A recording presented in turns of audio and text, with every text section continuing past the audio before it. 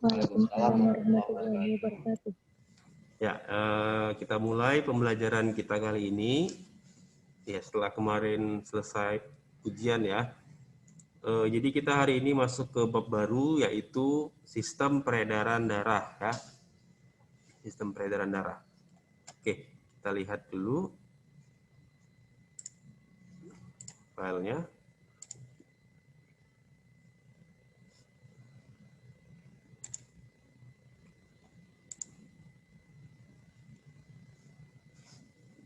Ya.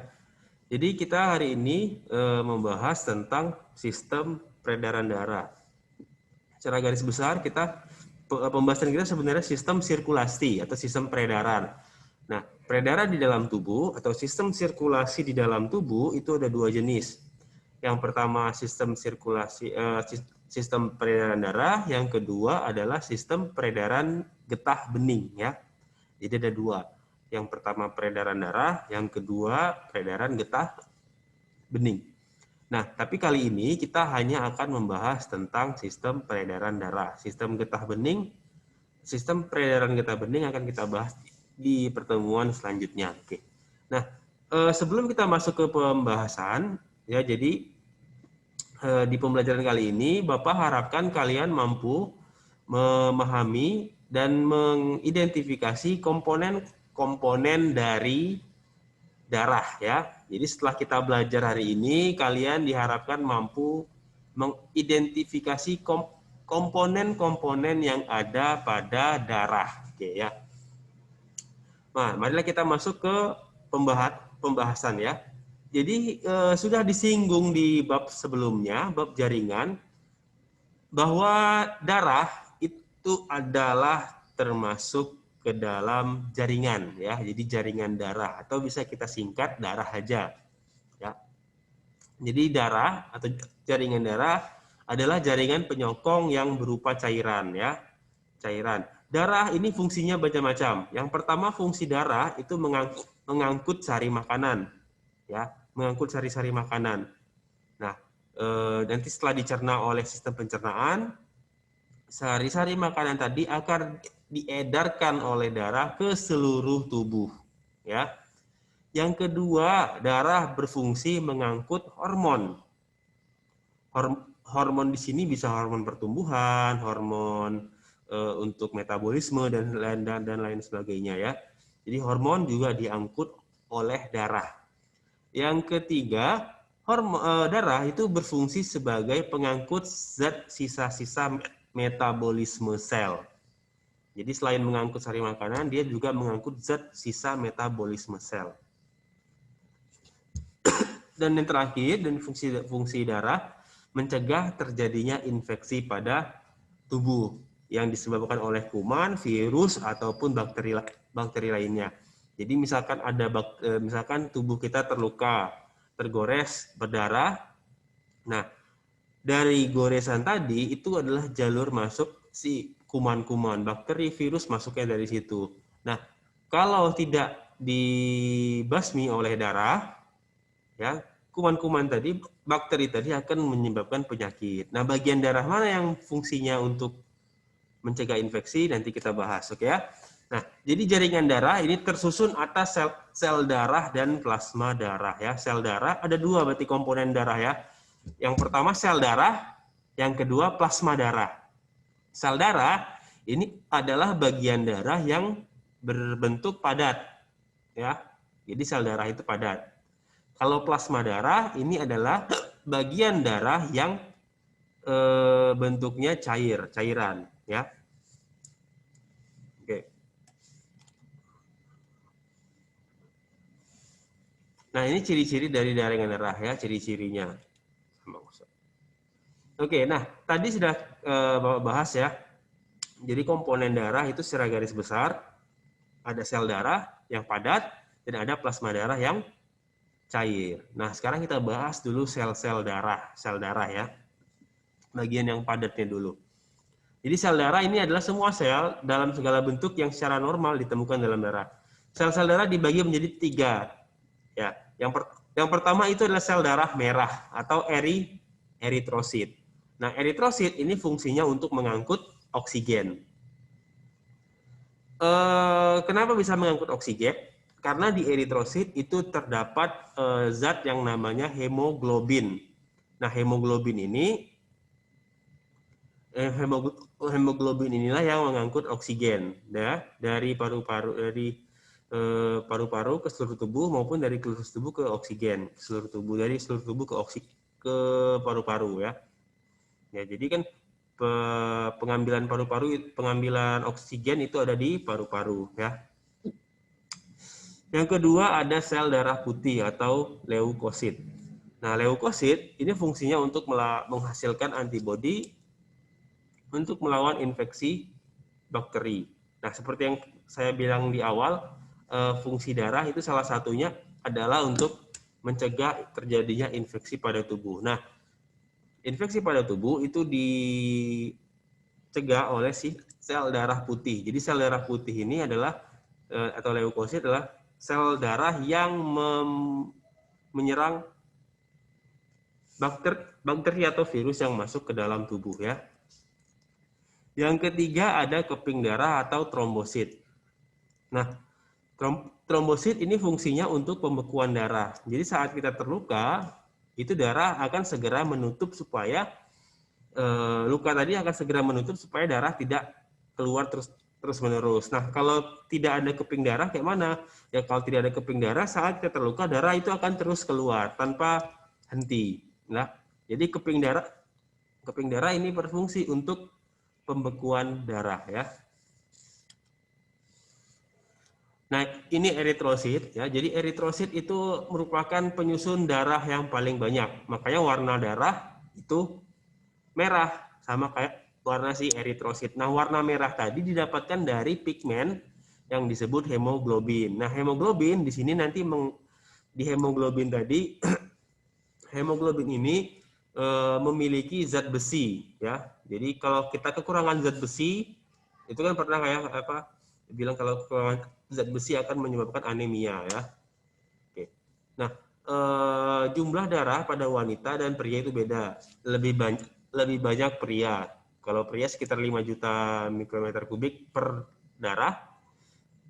Kalau wanita sekitar 4,5 juta eritrosit per mm kubik darah ya.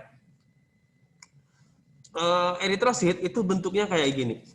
Dia bentuknya kayak cakram ya, cakram bulat, tapi dia bikonkav. Bikonkav itu berarti dia cekung di kedua sisinya ya. Jadi kedua sisi ini cekung. Mirip donat tapi nggak sampai bolong. Nah, kayak gini lah ya kira-kira. Ini dilihat dari atas, ini dilihat dari samping. Jadi bentuk dari eritrosit ini kayak gini. Nah, eritrosit ini tidak memiliki inti sel. Ya, tidak memiliki inti sel.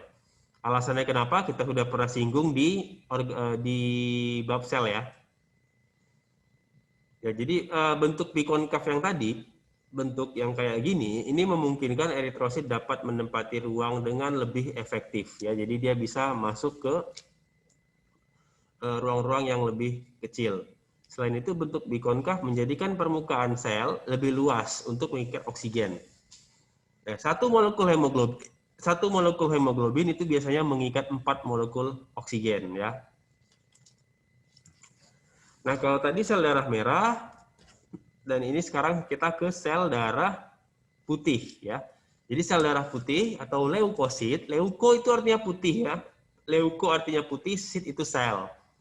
Jadi salah satu mekanisme pertahanan tubuh terhadap infeksi yang berasal dari luar ya. Ya, saat terjadi luka, tadi saat luka, maka sel darah putih akan berkumpul di tempat luka yang merupakan jalur masuk bagi bakteri ataupun virus. Nah, jadi saat ada bakteri atau virus yang masuk, maka sel darah putih yang akan melakukan penyerangan terhadap bakteri dan virus tadi. Nah, kalau kalian pernah terluka, terus muncul yang namanya nanah. Kalau kalian pernah lihat nanah ya. Nah, nanah itu adalah bakteri dan sel darah putih yang telah mati. Jadi kan saat si bakteri tadi diserang oleh sel darah putih, bakterinya akan mati. Nah, sel darah putih itu juga bisa mati. Nah, kumpulan dari sel darah putih dan bakteri yang mati tadi akan menimbulkan yang namanya nanah ya. Nah, beda dengan sel darah merah, sel darah putih ini punya inti sel, ya. Inti sel bentuknya bervariasi. Ukurannya antara 10 nanometer sampai 25 nanometer. Jumlah sel darah putih itu sekitar 6.000 mikrometer kubik sampai 9.000. Nah, di sini lihat bedanya ya. Kalau sel darah merah ini bisa sampai 4,5 juta sampai 5 juta. Tapi kalau sel darah putih dia hanya 6.000 sampai 9.000. Ya. Namun jumlah ini bisa naik, bisa turun. Kapan naiknya? Saat terjadi infeksi di dalam tubuh. Jadi saat terjadi infeksi di dalam tubuh, jumlah sel darah putih akan naik. Tapi naiknya juga nggak akan signifikan sekali ya. Karena kalau dia naiknya terlalu signifikan, misalkan jadi 15.000, misalkan jadi 15.000, itu pertanda suatu penyakit yang namanya leukemia, ya. Leukemia itu sakit di mana jumlah sel darah putih itu terlalu banyak. Kalau jumlah sel darah putihnya terlalu banyak, itu sel darah putih tadi bisa menyerang sel-sel darah yang lain. Ya, kan aslinya dia kan hanya menyerang bakteri ataupun virus yang masuk ke dalam tubuh. Tapi saat dia jumlahnya terlalu banyak, dia akan ikut menyerang sel-sel darah lain. Misalkan sel darah merah diserangnya, ya. Itu namanya penyakit leukemia. Itu saat dimana jumlah sel darah putih melebihi batas normal. Kalau masih 9.000 masih bisa, masih normal. Apalagi kalau kalian misalkan lagi terkena infeksi, itu jumlah sel darah putih pasti naik ya, tapi dalam batas yang normal. Oke. Selanjutnya ada trombosit atau keping darah. Nah, kalau tadi, ini ya. Jadi sel darah putih ini bentuknya kayak gini. Ya, ini sel darah putih warnanya. Sebenarnya nggak berwarna ya, tapi warnanya beda-beda ya. Kayak basofil itu kayak agak kebiruan. Nah, ini warna. Dan sel darah putih ini bisa bergerak seperti amuba. Ya, pernah di kelas 10 belajar ya amuba ya. Nah, sel darah putih ini bisa bergerak seperti amuba. Nama gerakannya adalah amuboid ya. Oke, kita ke keping darah. Jadi keping darah ini bentuknya seperti fragmen atau pecahan-pecahan sel yang tersirkulasi dalam darah yang terlibat dalam mekanisme homeostasis tingkat sel yang menimbulkan pembekuan darah ya, pembekuan darah. Trombosit memiliki bentuk yang tidak teratur, tidak berwarna, tidak berinti, berukuran lebih kecil dari eritrosit dan leukosit ya. Keping darah, keping-keping serta mudah pecah bila tersentuh benda kasar. Nah, saat pecah tadilah dia akan menutup luka. Jadi kan kalau misalkan tersentuh benda kasar itu maksudnya kalau saat kita terkena luka. Jadi dia akan pecah. Nah, saat dia pecah dia akan membekukan darah ya. Jadi kalau dia nggak pecah nggak beku. Mekanisme kan nggak mungkin tiba-tiba dalam darah kita beku sendiri.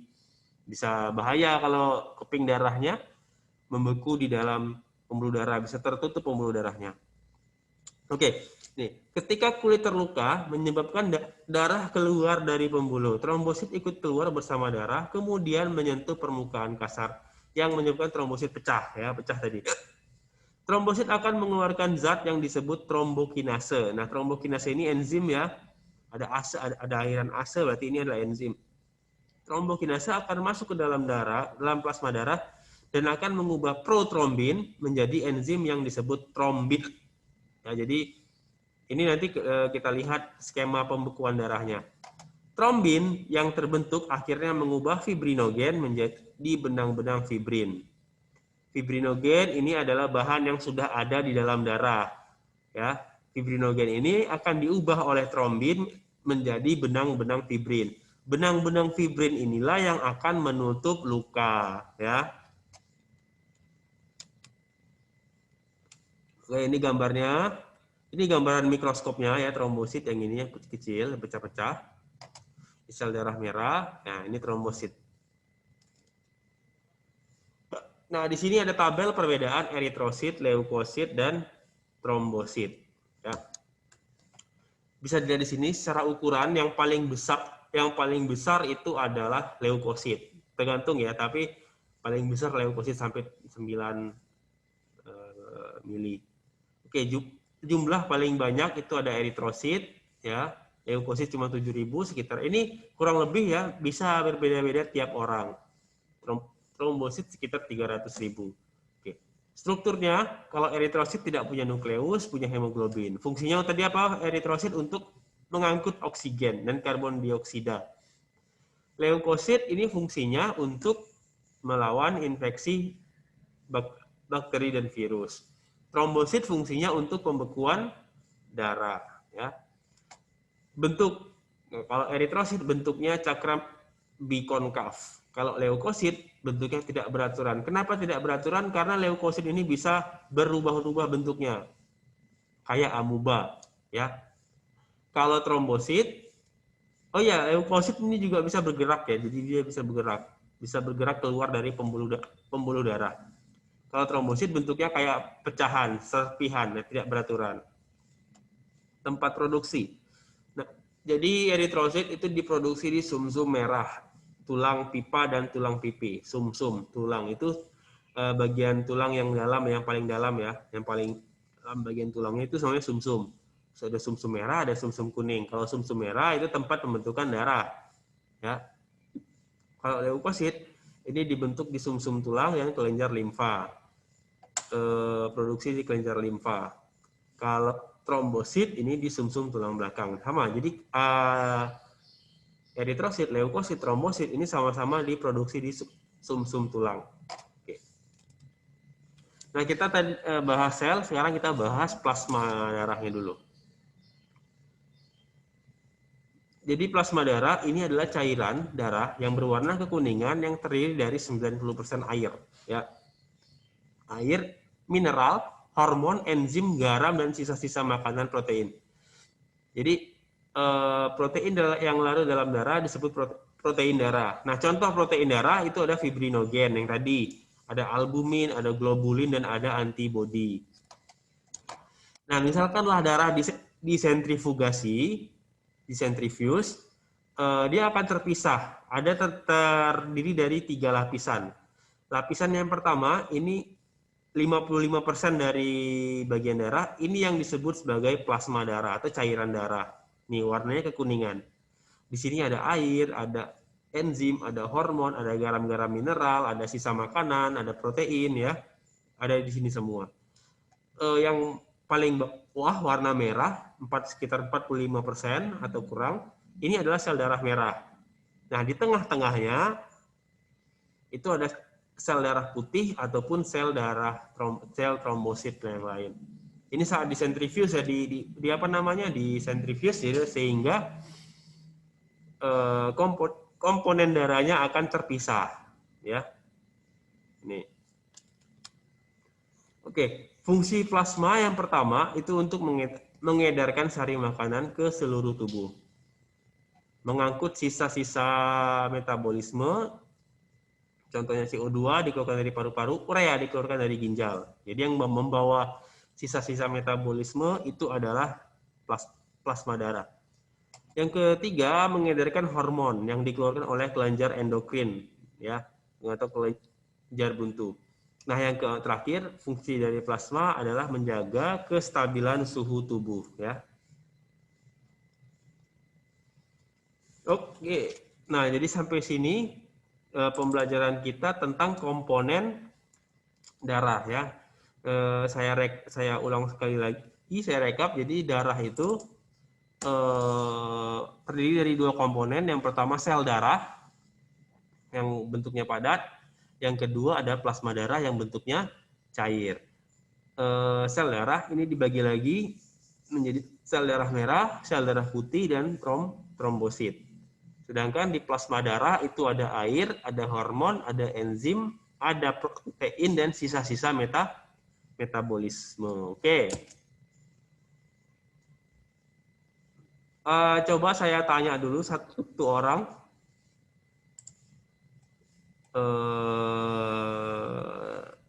Putri Dini Lestari. Coba Putri Dini Lestari dihidupkan mic-nya, tolong, Nak. Iya, Sar. Oke. Nah, tadi sudah Bapak jelaskan. Coba Putri Dini, coba Bapak tanya ini, ya. seperti apa bentuk dari sel darah merah?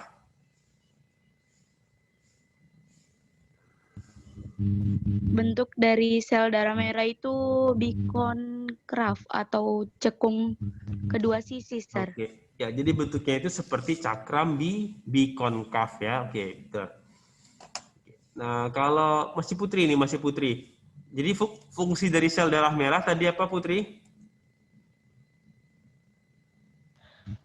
Fungsi dari sel darah merah itu untuk mengangkut oksigen, Sir.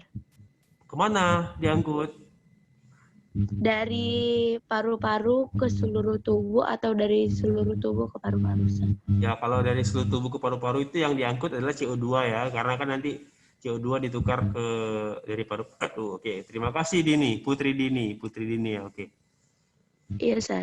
Ya, terima kasih. Ya, jadi sampai di sini pembelajaran kita kali ini. Besok kita akan sambung lagi ke jenis-jenis pembuluh darah. Nah, kalau hari ini kita sudah bahas tentang darah, besok kita bahas tentang pembuluh darah ya, pembuluh darah. Oke, terima kasih. Bapak Heri, Assalamualaikum warahmatullahi wabarakatuh. Waalaikumsalam warahmatullahi Waalaikumsalam warahmatullahi wabarakatuh.